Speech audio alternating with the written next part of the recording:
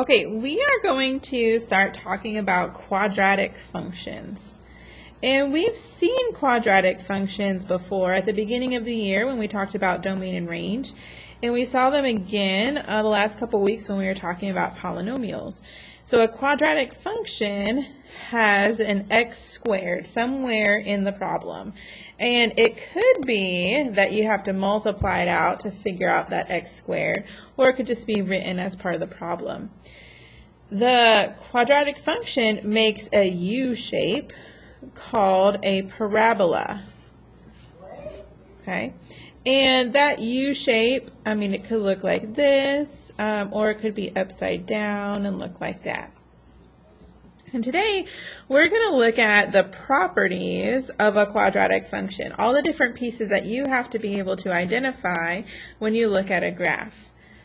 And the first piece is that if you look at this graph, a parabola has either a highest point called a maximum or a lowest point called a minimum, and both of those points are called your vertex. And so my vertex here is an ordered pair, and it's the highest point of the graph.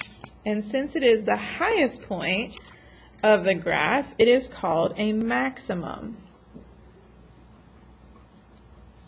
And the point here is -2, +3. So we're going to write that in, -2, +3. So a vertex is your middle point, and it's either the highest point, a maximum, or lowest point, a minimum. Okay. Then we have what's called an axis of symmetry. And our axis of symmetry is a line that divides the parabola in half. Okay? So here, my line, my axis of symmetry, it's a vertical line, and it cuts it right through the vertex because the vertex is the middle of your graph.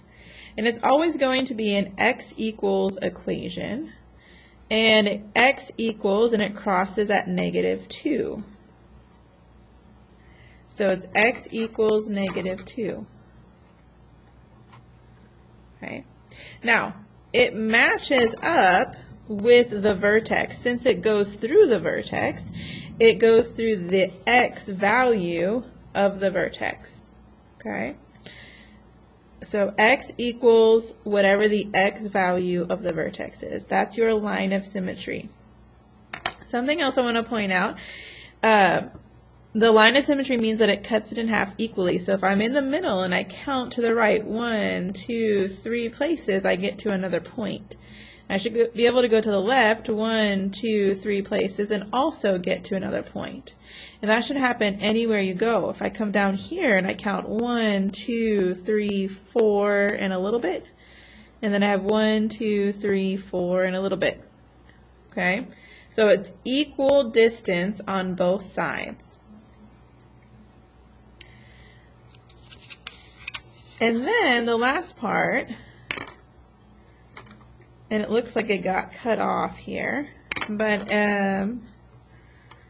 a quadratic function has x-intercepts, roots, or zeros. Okay?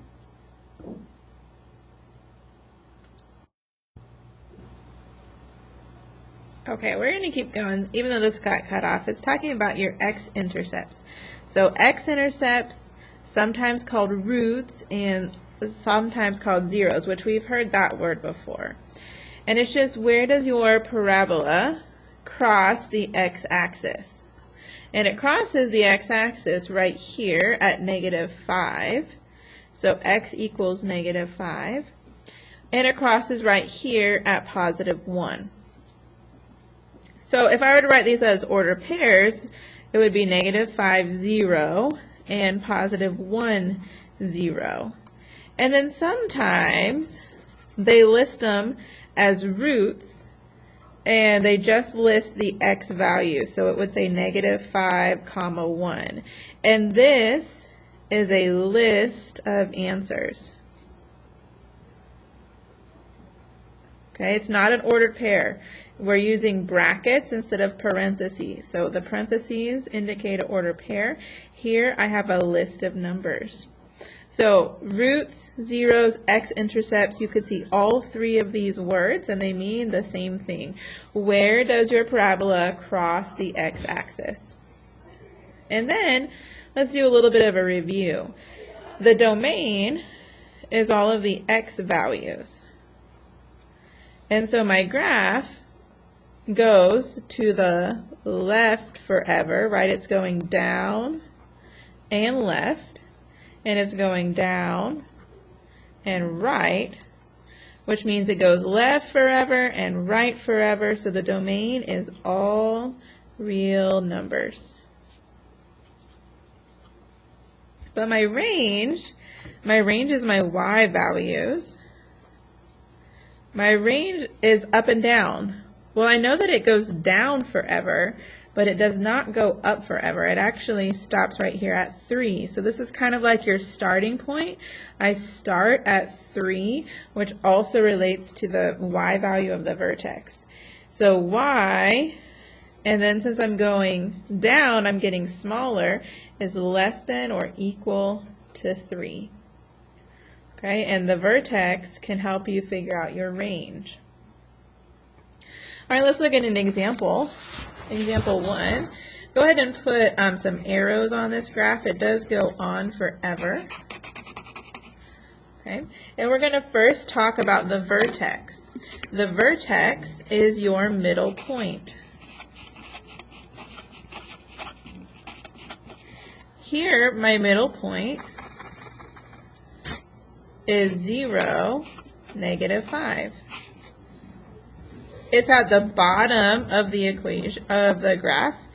Since it's at the bottom, it is a minimum.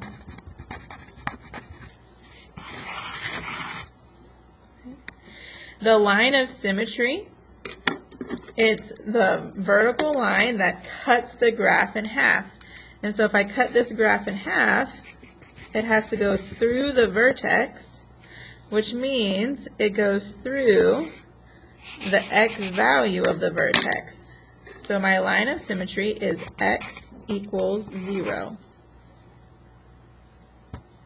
And then my roots, or zeros, or x-intercepts, I have two of them, -3, 0, and +3, 0. My domain, that's the left and right. It goes up and right forever. It goes up and left forever. Since it goes left and right forever, my domain is all real numbers. My range goes up forever, but it doesn't go down forever. It actually starts or stops right here at -5, which is the y value of the vertex. So y, and since it's going up, is greater than or equal to -5. Okay, let's look at the last example. Okay, the last one here, you actually have to sketch. And in order to do that, you're going to need to graph it. So let's go to our calculator and let's go to a graph page. And here where it says f of x equals, we're going to start typing x squared plus 2x minus 3. And we have a parabola. It opens up. But I need to know specifically what the points are so that I can sketch it accurately on my paper. So we're going to press menu 5, 1, and we're going to trace our graph. And here it shows me that I start at 0, -3. This point is actually your y-intercept. And then if we scroll to the right, we can see that it tells us what our 0 is. So our 0 is 1, 0. And we're going to write that where it says zeros. So 1, 0. If I scroll then to the left, I go back to my y-intercept, which is 0, -3. And if I keep going, it then tells me minimum. So this graph has a minimum point, and that minimum point is -1, -4, which is also our vertex. So we're going to graph that, and I'm going to show you what I've been writing here. Okay, my minimum point, -1, -4, I'm going to go graph it. That's our vertex. And then we have one more point to find, which is the other 0. So if I keep scrolling to the left, it also tells me that it's a 0. I like that it gives you the words so that you don't have to think about them. So my other 0 is -3, 0. So there they are. And now we're just going to connect them to sketch the graph. I don't want to just have some points on there. And also put arrows on your graph because it does keep going. Now, the line of symmetry, remember that's the line that goes through the vertex. Since my vertex is here at -1, -4, this is my line of symmetry. And your line of symmetry is always going to be x equals, and it's going to be the x value that it crosses, which is also the x value of your vertex. So x equals -1. And then let's talk about our domain and range. This graph goes up forever and right forever, up forever and left forever. Since it goes left and right forever, the domain is all real numbers. And the range starts at -4, which is the y value of your vertex, and gets bigger. So the range is y is greater than or equal to -4.